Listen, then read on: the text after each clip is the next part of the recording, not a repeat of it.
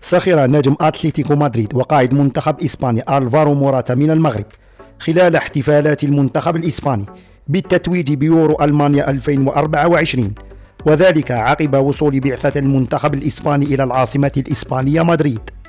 وهتف مهاجم أتلتيكو مدريد المتنقل مؤخرا إلى نادي ميلان الإيطالي بعبارات ساخرة ضد المغرب، حيث قال: جبل طارق إسبانيا والمغرب كذلك. وكان المهاجم ألفارو موراتا من أشعل تلك الأهازيج التي رددها الجمهور الإسباني الذي حضر الاحتفالات برفقة بقية اللاعبين. وأشار لاعب المنتخب الإسباني بعبارة جبل طارق إسبانيا إلى المضيق الذي تسيطر عليه بريطانيا وتطالب به إسبانيا، كما رددوا كذلك المغرب حيث يراها الإسبان تابعة وخاضعة لهم.